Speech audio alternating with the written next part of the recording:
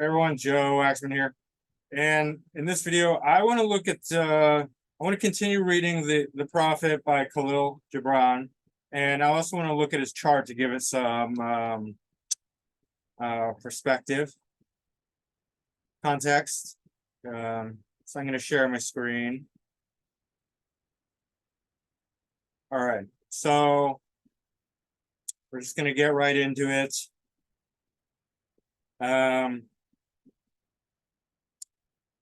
Kahlil Gibran. So he's a Capricorn sun conjunct Mars and Mercury. Mercury's a little further away. But the Mars is exalted, and so it's dignifying the sun and the Mercury. Okay, it's in the second house of values, worth, resources, voice. And generally this is good for an artist, anyone who, oftentimes we think about the second house in terms of like, either a singer or speaker or somebody who, a banker, resources, money, things like that. But the second house can also be voiced in terms of artistic expression, just having a lot of, sensorial body to the weight of the subject matter. And he's also got a full Taurus stellium with Neptune, South Node, Saturn, Chiron, and Pluto, right? And these are trine, the Capricorn. So that's really strong as far as like, well, he's basically got a grand Earth trine. So very intellectually sharp, right? With Uranus at the helm, not at the helm, Uranus culminating at the MC in Virgo, and then the Taurus stellium in the sixth house, and then Capricorn in the second with Mars and Sun and Mercury. He does have his moon and ascendant and Venus all conjunct in Sagittarius. So very philosophical, very expressive. Whenever you have moon on the ascendant, the person can really show their emotions, right? They're not going to hide their emotions at all. Their emotions are going to be right up front. It's like wearing the heart on the sleeve, right? And these people can make great actors, great performers. Just their heart comes out. It's part of their nature. When Venus is on the ascendant, then these people are often very beautiful and have a very, very strong connection to beauty. Everything they do is associated with Venusian things like beauty, arts, creativity, feminine expression, things like that. And he's got Moon and Venus on the ascendant. So naturally, his whole orientation towards life, all of his expressive stuff, is going to be very emotional, very expressive, very beautiful, very artistic, and aesthetic. And we know that he's not just a writer, a beautiful poetic writer, but also an amazingly beautiful, sensitive artist as well, which is interesting because of the Capricorn Sun in Mars. So definitely a lot of, different sides, masculine and feminine, right? One of the really interesting things is that he's got his Sagittarius ascendant, so very philosophical, we know that.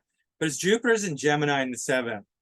So Jupiter in the seventh is, loves to share their wisdom with other people. I have Jupiter in the seventh. And the seventh house is one of the signs, one of the houses that really needs to be activated by other people, right? It relies on other people in order to express itself, because without other people, it just, like some people can write in a journal and they're writing to themselves.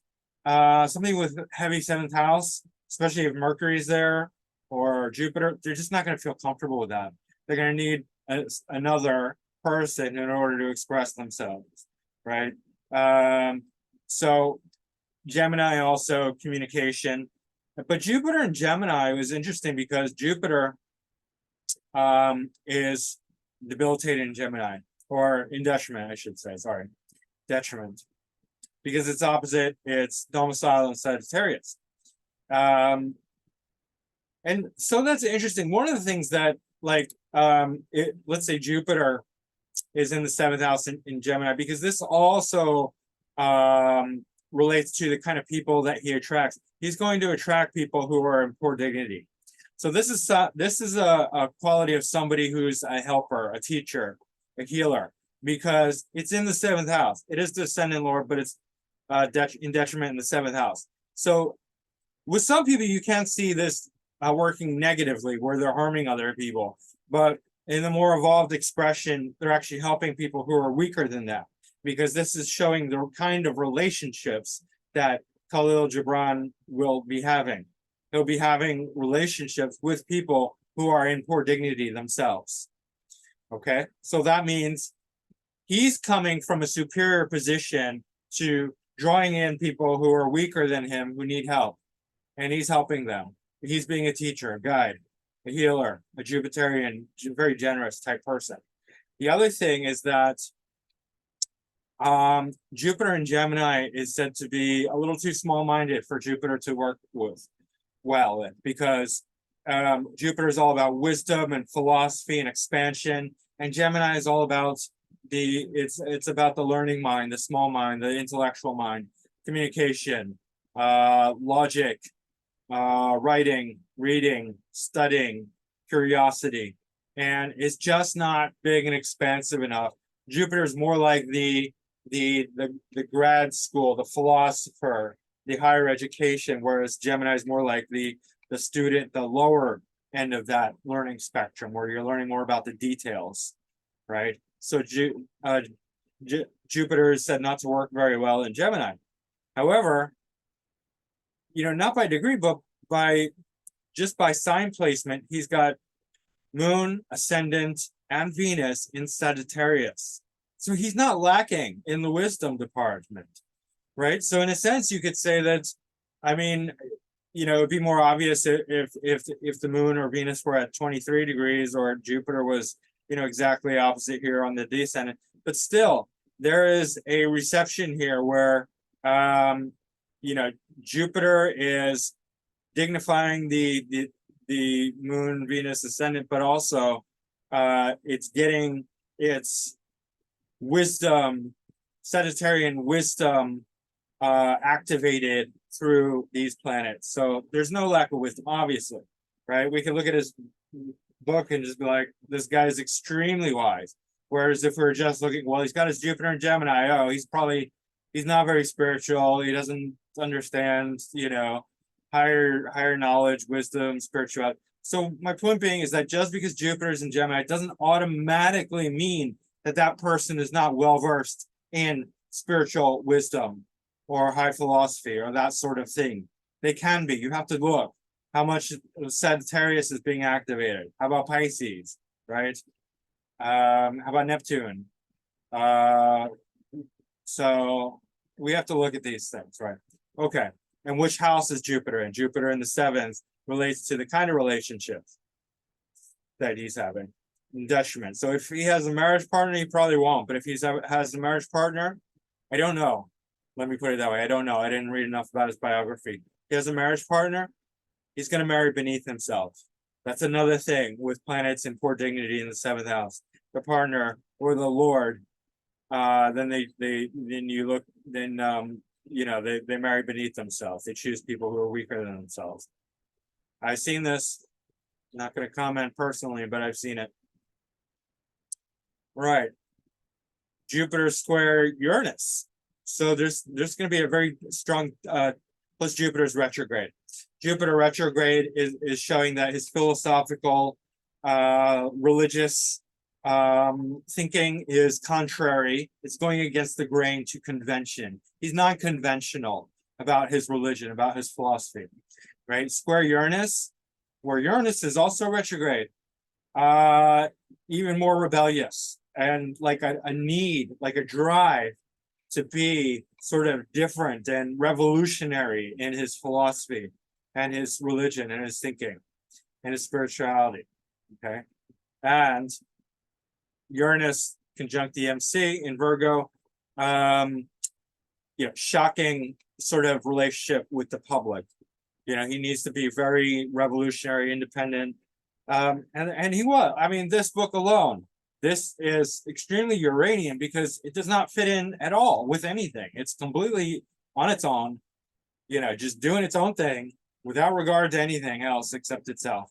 right? That's very Uranus. Uranus is like, fuck everything. What am I doing? You know. He's also got South Node Saturn tightly conjunct and Neptune. Saturn's ruling the second, but it's also ruling the third. He's a writer. South Node Saturn, right? Exact 19 degrees. South Node Saturn people are generally deeply Saturnian, right? They're deeply disciplined, hardworking, and structured. Now, of course, it depends on the dignity to see how complete it is, but you know, it's in Taurus. It's okay. I mean, it's trine. You know, plus we have to realize it's trine. It's trine its own domicile in Capricorn, and he's got planets in Capricorn. That's hugely dignifying Saturn, and Saturn's dignifying these planets as well. So this second house, the Mars, Sun, and Mercury are all very strong, right? Let's see, what houses are they?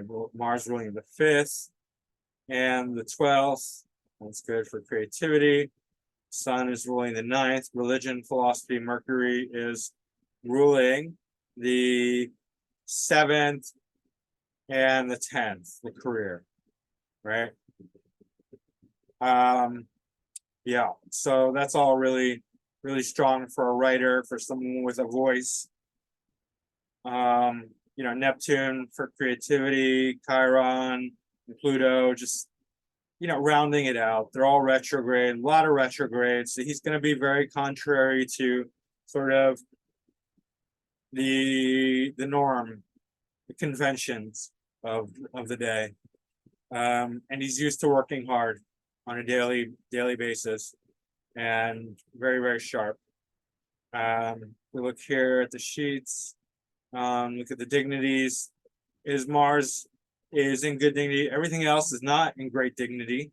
But we know that there's more to it than this, because we can look at, you know, the Capricorn house, which not only has Mars in Capricorn, but also Saturn trine and South Node Saturn. So South Node Saturn is going to show something that he's born with, that is very innate to him, right? So we can see writing, wisdom, very, very sharp-mindedness, a lot of sensorial expression, voice, body, artistry, sensuality. Yeah, and moving in towards spirituality, North Node in Scorpio in the 12th, deep into his own psychology, into his own subconscious. You know, water, North Node. So very, very spiritual man. But let's now go into the actual work that he did, which is writing. And this is his most famous book, The Prophet. Okay. This is part 2 of the reading and commentary of the Prophet. All right. I don't know if I'm going to get through it all, but I'll do what I can. Then a mason came forth and said, "Speak to us of houses." And he answered and said, "Build of your imaginings a bower in the wilderness, ere you build a house within the city walls. For even as you have homecomings in your twilight, so has the wanderer in you, the ever distant and alone. Your house is your larger body. It grows in the sun and sleeps in the stillness of the night, and it is not dreamless. Does not your house dream, and dreaming leave the city for a grove or a hilltop? Would that I could gather your houses into my hand, and like a sower scatter them in forest and meadow. Would the valleys were your streets, and the green paths your alleys, then you might seek one another through vineyards, and come with fragrance of the earth in your garments. But these things are not yet to be. In their fear your forefathers gathered you too near together, and that fear shall endure a little longer. A little longer shall your city walls separate your hearts from your fields. It's interesting. He's pointing to building houses in the country and in nature rather than living in the city, which is an interesting perspective and point. And I'm curious to see where he's going with this. And it's beautiful as always. And tell me, people of our follies, what have you in these houses? And what is it you guard with fastened doors? Have you peace, the quiet urge that reveals your power? Have you remembrances, the glimmering aches that span the summits of the mind? Have you beauty that leads the heart from things fashioned of wood and stone to the holy mountain? Tell me, have you these in your houses? Or have you only comfort and the lust for comfort, that stealthy things that enter the house a guest and then become a host and then a master? I'm going to read that last part again. Tell me, have you these in your houses, or have you only comfort and the lust for comfort, that stealthy thing that enters the house a guest and then becomes a host and then a master? That's interesting because an old saying is about generally in life about perspective is be the guest, not the host to life, right? Because if you're the host, then you are dictating how life should be. And when life does not behave the way you want it to, it's very upsetting, right? But if you're the guest in life's house, then life will be the way it is. And you say, okay, I'm the guest. And it's a much better perspective. But he's saying that if you in your house lust for comfort, then the things of comfort start out as a guest, but then they become the host and then the master. That means they dictate the way things should be, and they run things rather than being passive. Hey, and it becomes a tamer, and with hook and scourge makes puppets of your larger desires. Though its hands are silken, its heart is of iron. It lulls you to sleep only to stand by your bed and jeer at the dignity of the flesh. It's talking about the comforts again, which have become the master. It makes mock of your sound senses and lays them in the thistledown like fragile vessels. Verily, the lust for comfort murders the passion of the soul and then walks grinning in the funeral. Generally speaking about materialism, we could call it that. But you, children of space, you restless in rest, you shall not be trapped nor tamed. Your house shall not be an anchor, but a mast. It shall not be glistening film that covers a wound, but an eyelid that guards the eye. You shall not fold your wings, that you may pass through doors, nor bend your heads, that they strike not against the ceiling, nor fear to breathe, lest walls should crack and fall down. You shall not dwell in tombs made by the dead for the living. And though of magnificence and splendor, your house shall not hold your secret, nor shelter your longing. For that which is boundless in you abides in the mansion of the sky, whose door is the morning mist, and whose windows are the songs and silences of night. It's just beautiful, poetic storytelling. Really nice. And of course, very poignant point about materialism and comfort. And the weaver said, "Speak to us of clothes." And he answered, "Your clothes conceal much of your beauty, yet they hide not the unbeautiful. And though you seek in garments the freedom of privacy, you may find in them a harness and a chain. Would that you could meet the sun and the wind with more of your skin and less of your raiment. For the breath of life is in the sunlight, and the hand of life is in the wind. Some of you say, it is the north wind who has woven the clothes we wear. And I say, aye, it is the north wind, but shame was his loom, and the softening of the sinews was his thread. And when his work was done, he laughed in the forest. Forget not that modesty is for a shield against the eyes of the eye of the unclean. All right.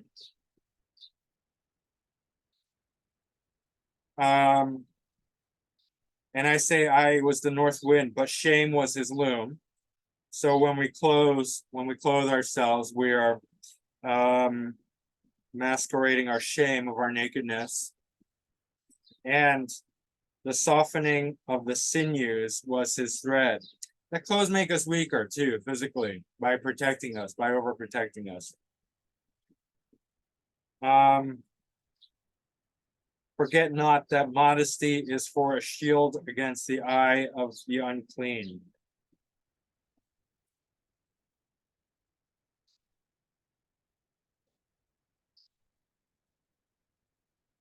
Yeah, the eye of the unclean, the lustful eye. Modesty is a shield. If we clothe ourselves, then we shield against the eyes of the unclean, those who would see us with unclean eyes, with lustful eyes. And when the unclean shall be no more, what were modesty but a fetter and a fouling of the mind? And forget not that the earth delights to feel your bare feet, and the wind longs to play with your hair. So he's talking about nature and in relationship to our naturalness. It's interesting. And a merchant said, "Speak to us of buying and selling." And he answered and said, "To you the earth yields her fruit, and you shall not want if you but know how to fill your hands. It is in exchanging the gifts of the earth that you shall find abundance and be satisfied. Yet unless the exchange be in love and kindly justice, it will but lead to some greed. It will but lead some to greed and others to hunger." Yeah, so he's saying like the exchange, which is often done with monetary exchange. It's a good thing inherently, but it can be used in not such a good way. Yet, unless the exchange be in love and kindly justice. So without love and justice, some will become greedy and have too much, and others will not have enough. When in the marketplace, you toilers of the sea and fields and vineyards meet the weavers and the potters and gatherers of the spices. Invoke them, the master spirit of the earth, to come into your midst and sanctify the scales and the reckoning that weighs value against value. And suffer not the barren-handed to take part in your transactions, who would sell their words for your labor. And suffer not the barren-handed, the empty-handed, to take part in your transactions, who would sell their words for your labor. So he's talking about shysters, smooth talkers, salesmen, or con artists who would sell their words for your labor, who could talk their way into money or share a portion of things. What he's not saying is that money is evil and that free exchange is evil and that the solution is a big nasty government that takes control over everything, which is communism, which is what the left wants. I don't mean to make it political, so let's take that back. Just essentially, it's not really left or right because they're both on the same team, but essentially big government, monopoly, communistic type stuff. That's all nonsense. Okay. To such men you should say, "Come with us to the field, or go with our brothers to the sea and cast your net, for the land and the sea shall be bountiful to you, even as to us." He's talking about, this is in reference to who shall sell their words for your labor. He's saying instead of selling their words, they should go out and be physical and do things physically to gain a share of, money or crops or whatever, goods. Right? Come with us to the field, or go with our brothers to the sea and cast your net, for the land and the sea shall be bountiful to you, even as to us.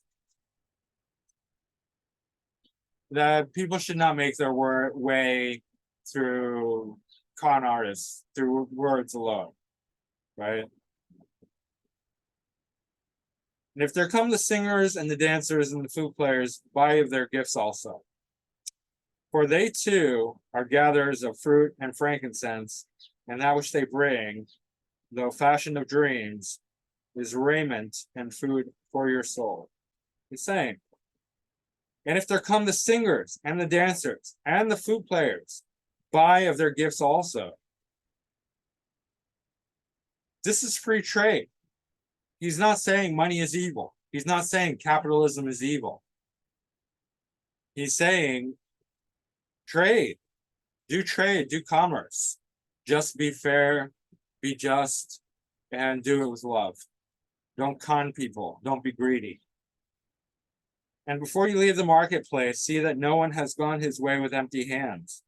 For the master spirit of the earth shall not sleep peacefully upon the wind till the needs of the least of you are satisfied. And before you leave the marketplace, see that no one has gone his way with empty hands. So if there's an old guy who's got, he's only got some eggs to sell, and nobody's bought his eggs, maybe you should buy his eggs. I mean, that's a good thing to do. That's just one example, obviously. Then okay, let me show you this drawing. Beautiful rendering. It's like hard for me to show it and see it at the same time. So anyway. Beautiful drawing. Really, truly an artist. Then one of the judges of the city stood forth and said, "Speak to us of crime and punishment." And he answered, saying, and this is great wisdom. I mean, this is really, really great wisdom because he's speaking on so many different topics that, could really be applied to society, all of society. And he answers, saying, "It is when your spirit goes wandering upon the wind that you alone and unguarded commit a wrong unto others and therefore unto yourself." I just want to quickly point out that, yeah, he's got that grand earth trine. So he's extremely practical. He's not just like, and this is not to downplay other, spiritual teachers, but some spiritual teachers would just be like, very pointed in their teaching, where it's just about one thing and they don't really want to talk about anything else. It's all about enlightenment and the true nature of reality. And that's great. There's nothing wrong with that. But he's talking about so many different practical things. And going back to astrology, we can see that with the grand earth trine and so many planets and earth signs. Right. Very, very practical. And so let me start over. Then one of the judges of the city stood forth and said, "Speak to us of crime and punishment." And he answered, saying, "It is when your spirit goes wandering upon the wind that you, alone and unguarded, commit a wrong unto others and therefore unto yourself. It is when your spirit goes wandering upon the wind that you alone and unguarded commit a wrong unto others and therefore unto yourself. And for that wrong committed, must you knock and wait a while unheeded at the gate of the blessed? Like the ocean is your God self. It remains forever undefiled. And like the ether, it lifts but the wings. Even like the sun is your God self. It knows not the ways of the mole star. Seeks it the holes of the serpent. But your God self dwells not alone in your being. Much in you is still man, and much in you is not yet man. I gotta say, what's so amazing about this is that really, and I appreciate this so much as a Gemini because it blends two things. And this is probably his Jupiter in Gemini. He's blending poetry with wisdom and storytelling, like very powerfully. It's really, really unique. And you have to read this because it's really hard to hear it. You need to soak this in. Because he's operating on multiple levels. It's poetic beauty that your soul hears, and there's intellectual wisdom and gems that we can glean from the writing as well.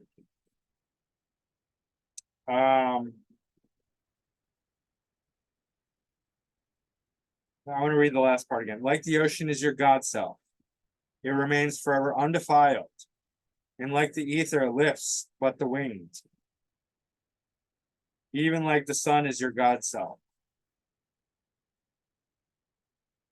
It knows not the ways of the mole, nor seeks it the holes of the serpent. It knows not the ways of the mole, nor seeks it the holes of the serpent. So it doesn't hide underground, is what he's saying. But your God self dwells not alone in your being. Much of you is still man, and much of you is not yet man. So there's a growth process there. But a shapeless pygmy that walks asleep in the mist, searching for its own awakening. And of that man, of the man in you, would I now speak. So he's speaking to the man who is still growing. For it is he, and not your God self, nor the pygmy in the mist, that knows crime and the punishment of crime. For it is he, and not your God self, the man, not your God self, nor the pygmy in the mist, that knows crime and the punishment of crime. So crime and the punishment of crime is for the man who is still growing. That's what he's saying. The man or woman. Oftentimes have I heard you speak of one who commits a wrong as though he were not one of you, but a stranger unto you and an intruder upon your world. But I say that even as the holy and the righteous cannot rise beyond the highest which is in each one of you, so the wicked and the weak cannot fall lower than the lowest which is in you also. And as a single leaf turns not yellow, but with the silent knowledge of the whole tree, so the wrongdoer cannot do wrong without the hidden will of you all. Interesting. So the wrongdoer cannot do wrong without the hidden will of you all. Like a procession, you walk together towards your God self. You are the way and the wayfarers. And when one of you falls down, he falls for those behind him, a caution against the stumbling stone. Aye, and he falls for those ahead of him, who, though faster and surer of foot, yet remove not the stumbling stone.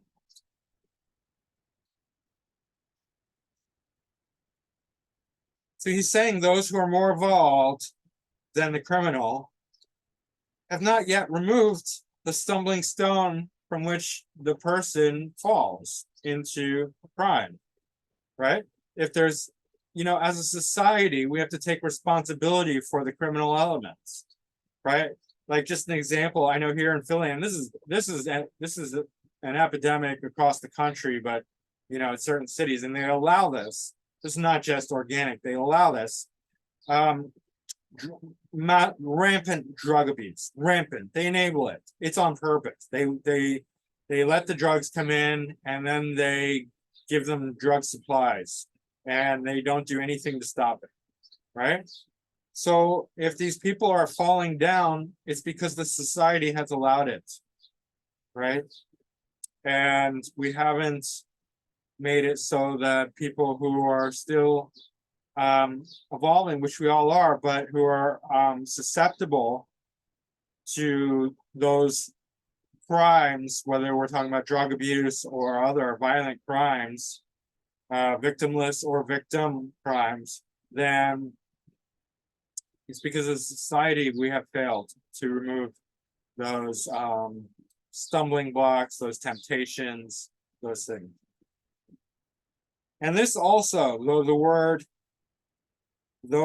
lie heavy upon your hearts, the murdered is not accountable for his own murder, and the robbed is not blameless, unaccountable for the murdered is not unaccountable for his own murder, and the robbed is not blameless in being robbed.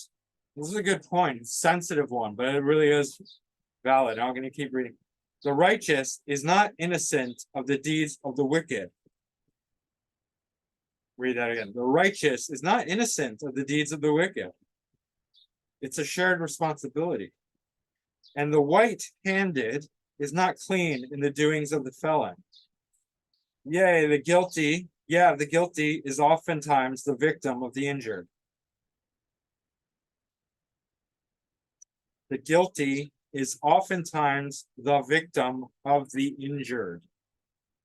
It's not victim blaming in our modern woke culture, which is, mental illness. He's pointing to a deeper truth here. And still more often, the condemned is the burden bearer for the guiltless and unblamed. The condemned is the burden bearer for the guiltless and unblamed. He's talking about the other side of the crime, all the things that go unnoticed that went into that. You cannot separate the just from the unjust and the good from the wicked, for they stand together before the face of the sun, even as the black thread and the white are woven together.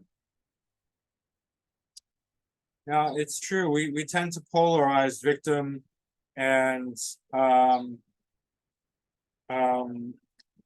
criminal or the doer of the crime, right? When it's not always so simple and easy. Sometimes, even as innocent people, we have to take responsibility as a society, not individually, but as a society for the crimes that people commit, because there is a leak in our system that allows these people to resort to that, right? And the solution is not a punitive one of lock them up. That's just more money grabbing. That's part of the problem, because then there's an incentive to lock people up, and there's an incentive to allow them to do crime to lock them up, because people make money off that, right? These are for-profit prisons. They get tax dollars by the more inmates they have, and the people who are running these prisons get rich off the crimes of people. So there's an incentive to allow them to commit those crimes. It's a responsibility of all of us to make a society that somebody would not have any real gain for committing these crimes, right? And he continues, and when the black thread breaks, the weaver shall look into the whole cloth, and he shall examine the loom also. If any of you would bring to judgment the unfaithful wife, let him also weigh the heart of her husband in scales, and measure his soul with measurements. And let him who would lash the offender look unto the spirit of the offended. And if any of you would punish in the name of righteousness, and lay the axe unto the evil tree, let him see to its roots. And verily, let me read that last part. If any of you would punish in the name of the righteousness, and lay the axe unto the evil tree, let him see to its roots. And verily, he will find the roots of the good and the bad, the fruitful and the fruitless, all entwined together in the silent heart of the earth.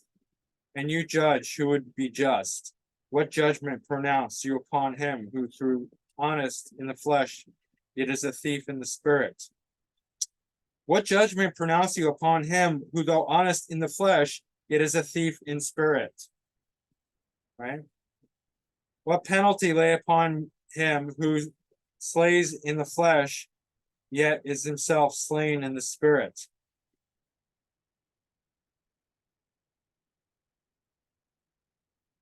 And how prosecute you him who in action is a deceiver and an oppressor, yet who also is aggrieved and outraged? I'll read that again. And how prosecute you him who? And how prosecute you him who in action is a deceiver and an oppressor?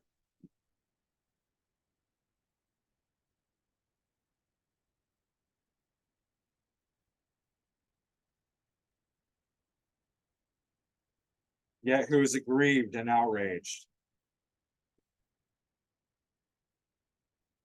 He's talking about somebody who's maybe a deceiver and oppressor, but who has also been on the receiving end of aggression and outrageous behavior. And how shall you punish those whose remorse is already greater than their misdeeds? How do you punish somebody whose remorse is already greater than their misdeeds? How do you punish somebody who's already punished themselves? Is not remorse the justice which is administered by that very law which you would fain serve?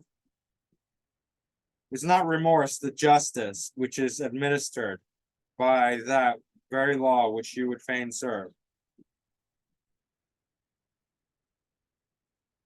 Yeah, it's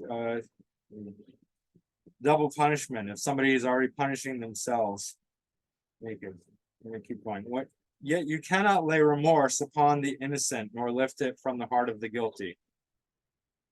You cannot make an innocent person feel remorse. I suppose you can, but not through any honest means. Unbidden shall it call in the night that men may wake and gaze upon themselves.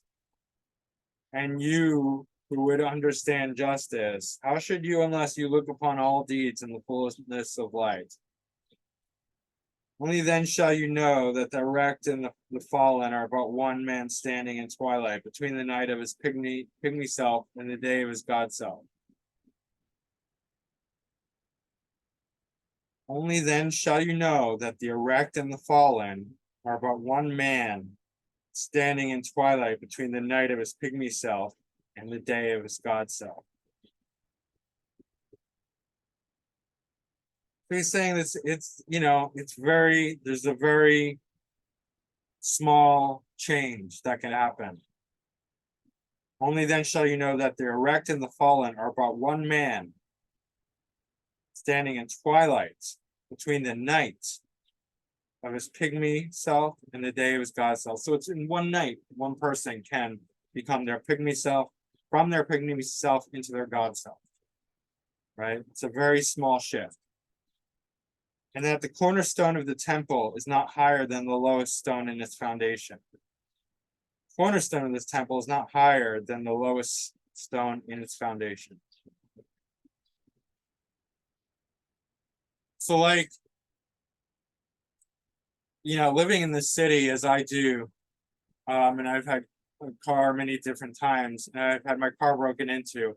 I've learned not to tempt the thieves, not to keep valuables in my car that would tempt the thieves, because it's futile. I could get mad and just be like, go in a protest and wave my flag in front of City Hall and be like, no more thieves, get rid of all the thieves, there's too many thieves breaking into cars. You know what I mean? The way some people protest things, but that's not. It's going to be huge expenditure of my time and energy. It's not really going to make the thieves go away. If anything, it'll just rally people up and make them more anti-thief, right? We see this today in modern wokeism. People are anti this, anti that, but it doesn't really change anything. I mean, it changes the face of the culture, but it doesn't change people, right? You're not going to make people less or more of anything. You're just going to change certain acceptable behaviors, but you're not going to change the hidden behaviors, the real behaviors.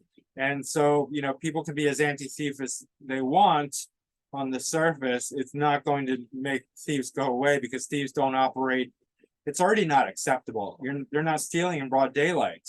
Well, I guess now in some places they are. Like you can go to like in West Coast or whatever, you can go into a shop and steal and whatnot. But that's different. That's just total corruption of culture and society.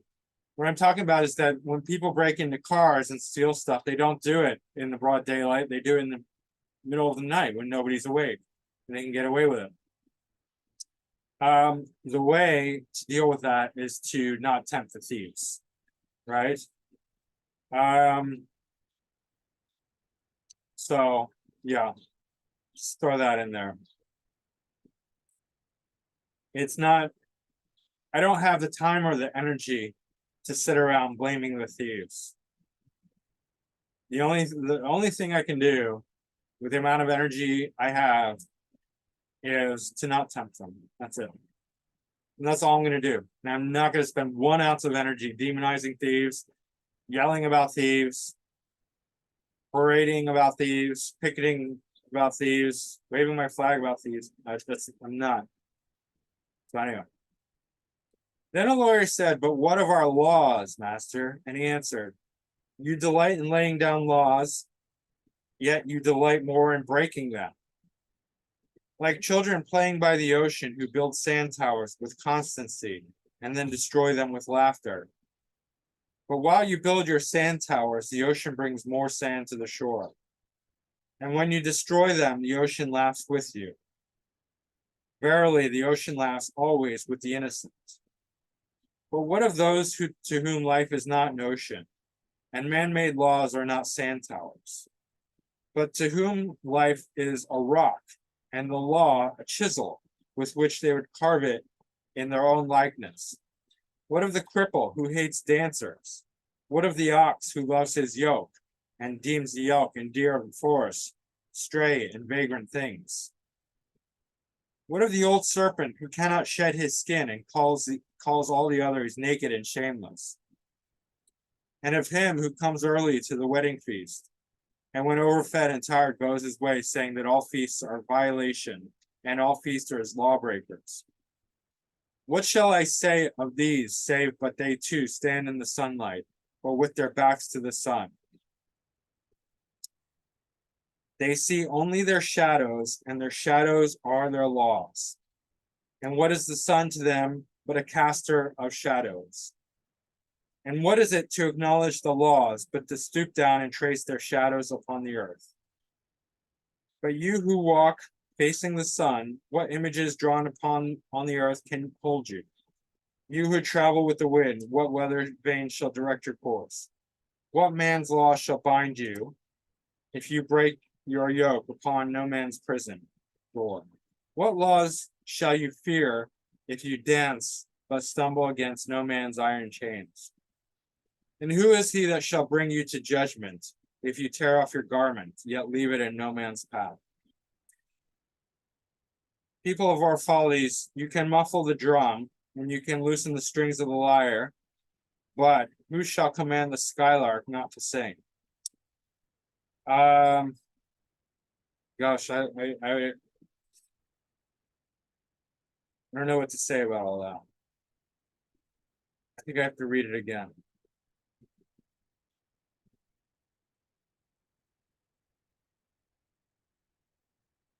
You know what I'm going to do? I'm going to skip to my favorite part.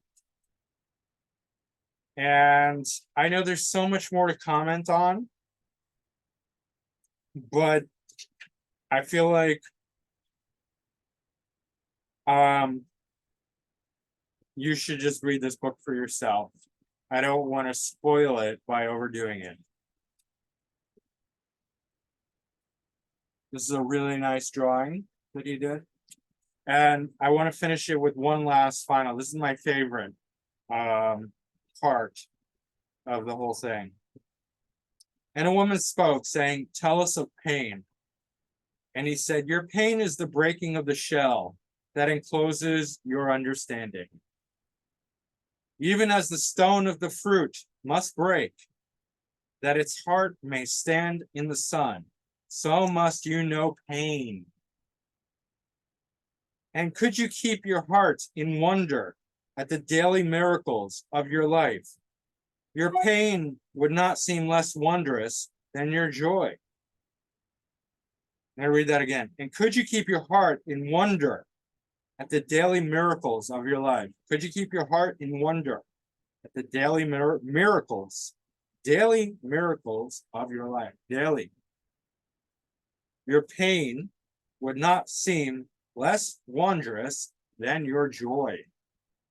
How often do we go about lamenting and complaining bitterly about our pains? And he's saying, and could you keep your heart in wonder at the daily miracles of your life? So do we not take our daily life for granted? Do we not wake up each day and just be like, oh, gonna do this all over again? He's saying, if you could keep your heart in wonder at the daily miracles, we're not recognizing any miracles in our life. I'm saying, like most people, I don't think they were seeing any miracles in their life. But he's saying daily miracles. If you could wonder at the daily miracles of your life, your pain would not seem less wondrous than your joys. Wondrous. What is wondrous? Meaning full of curious wonder. Like you want to pay attention. You're like, what's this? What's that? Like you're watching a movie and it's captured your attention. It's wondrous, right? Even if there's some difficult parts to it, you're like, wow, what's this? Oh my gosh, what's that? What's going on? What's happening? I'm curious. I'm interested. And you would accept the seasons of your heart. Seasons of your heart, even as you have always accepted the seasons that pass over your fields. You know, we might complain when the weather's cold or too hot. But do we really take it so personally? I mean, are we really like, oh my gosh, I'm going to kill myself. It's so cold today. I'm literally going to commit suicide because it's 10 degrees Fahrenheit outside. I mean, that's kind of absurd, right? You're taking the weather a little bit too personal. Or it's 100 degrees outside. Oh my God. I'm going to hang myself. I'm going to get a gun and shoot myself. I'm going to take a bottle of pills. And, you know, it's like, okay, it's annoying. Like, maybe you don't like the cold, maybe you don't like the heat. But why are you taking it so personally? So just like think. I know we can get caught up in emotions. It's very easy to do, but think rationally. The season of your heart, right?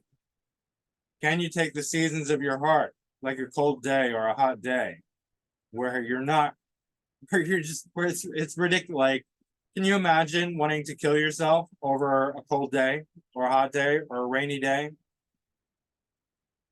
That's a bit extreme.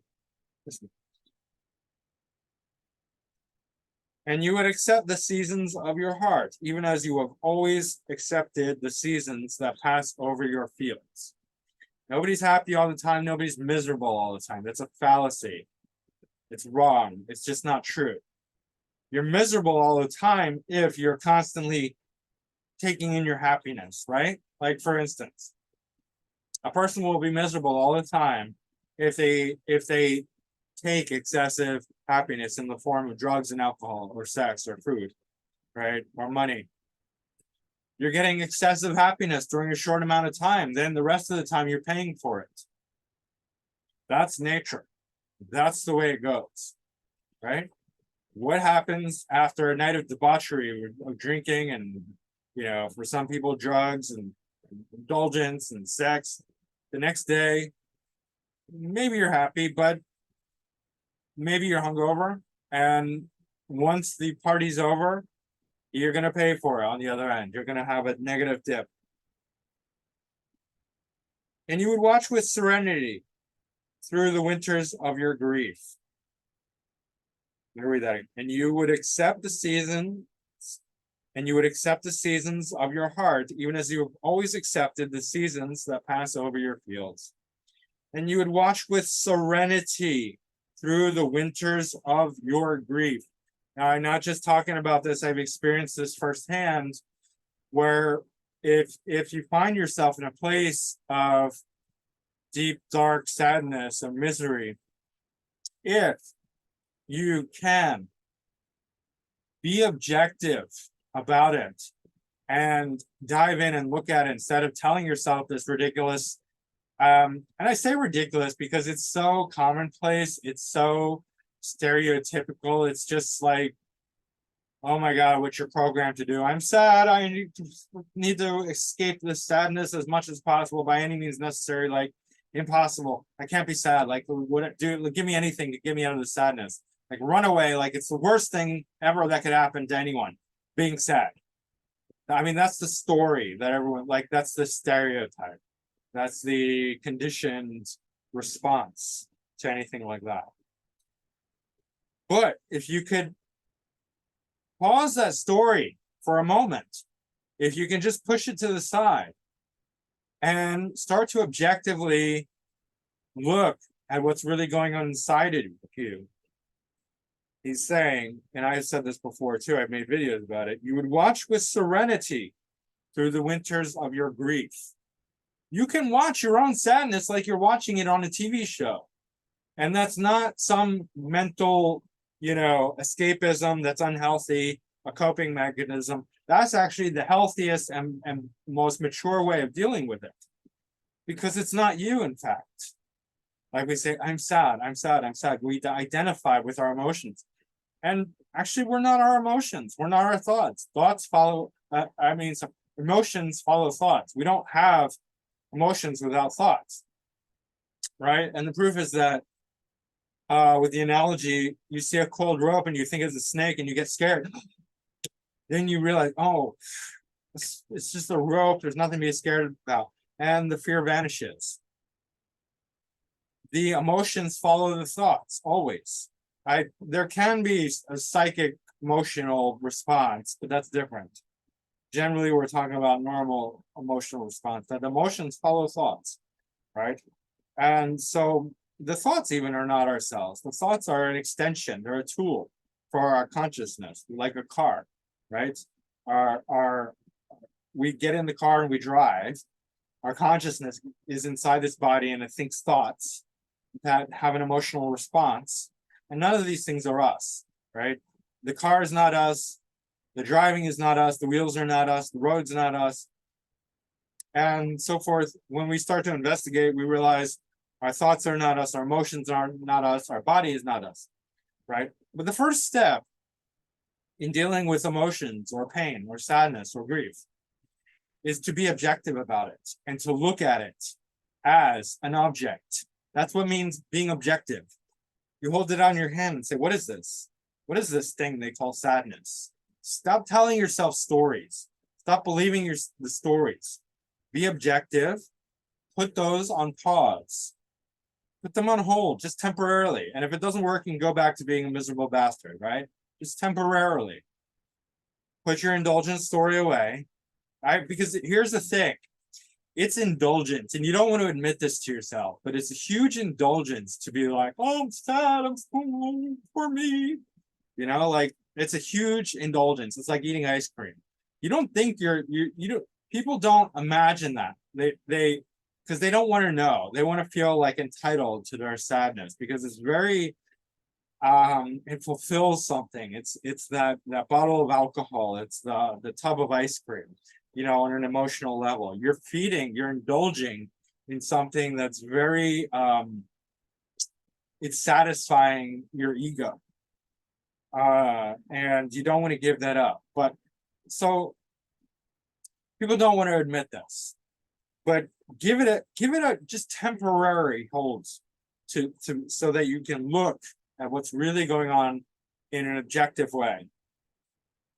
And you would watch with serenity through the winters of your grief. That's very important. And he continues. Much of your pain is self-chosen. Let that sink in. Much of your pain is self-chosen. It is the bitter potion by which the physician within you heals your sick self. Stop being a victim. This is your medicine. Toughen up, Buttercup. Therefore, trust the physician and drink his remedy in silence and tranquility. Stop being a victim. Rise above it. Be objective. For his hand, though heavy and hard, is guided by the tender hand of the unseen. And the cup he brings, though it burn your lips, has been fashioned of the clay, which the potter has moistened with his own sacred tears. And the cup he brings, though it burn your lips, though it is painful, has been fashioned of the clay, which the potter has moistened with his own sacred tears. So who's the potter? The potter is God, or the potter could be seen also which is an expression of God, which is your soul. So he's saying that it's divine. The cup that we drink our pain from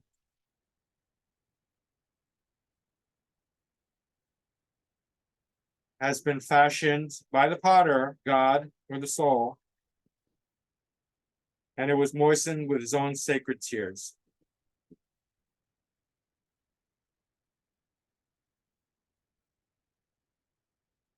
So it is imbued with a holiness, with a sacred divinity of God, of soul, of consciousness.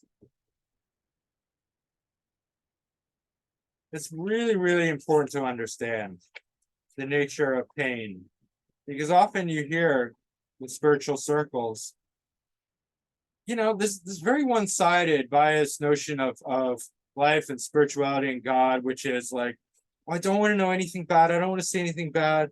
And by the way, if God is so good, why does he make good people suffer? Why do good people have to go through hardship? Why do good people have to die? It's very naive. And, it's understandable that people have this kind of question, but it shows a gross misunderstanding about life and about the spiritual evolution and about the true nature of spirituality. That spirituality isn't just this like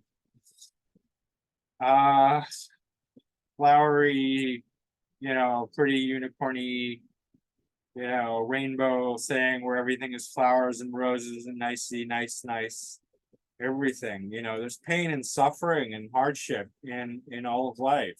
That's part of life, and it's not to be avoided. It's not to be run away from. It's not to be condemned. Oh God! Oh, you made me suffer. I mean, that's the sort of thing you see in very conventional sort of wisdom. Damn you, God! I get it. I mean, I've been through some very difficult stuff, as I'm sure most of you have. Very, very painful situations. But objectively speaking, and we always have to be objective, without pain, we don't grow. And so life is not just about this blissful ignorance, never evolving, never growing, just dancing around like, with flowers in your hair, preaching about love.